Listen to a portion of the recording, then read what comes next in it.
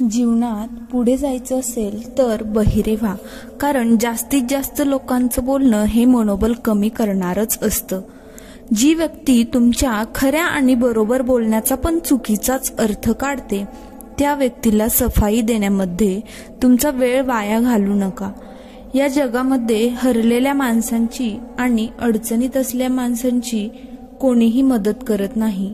आणि एखादी व्यक्ती थोडी जरी सफल झाली, सक्सेसफुल झाली, तरीही त्याच्यावर कोणीही आनंदी होत नाही. त्यामुळे स्वतःचे दुःख कधीच कोणाला सांगू नका आणि आपला आनंद कोणाच्या समोर व्यक्त देखील करू नका. हे ऐकायला जरी वाईट असलं तरी हेच सत्य आहे. ज्या व्यक्तीने आपल्या मनावर नियंत्रण मिळवलं त्याची सफलता देव कधीही थांबवत नाही. एक दिवस तुम्ही तक्रार वेळेविषयी नाही तर स्वतःविषयी कराल की एक सुंदर आयुष्य तुमच्या समोर होतं, पण तुम्ही दुनियादारी करण्यामध्ये व्यस्त राहिलात. ज्या माणसाला आपल्या आयुष्यामध्ये आपल्या आसपासच्या लोकांमध्ये सगळं वाईट आणि चुकीचं दिसतं, तो माणूस कधीच आनंदी राहू शकत नाही.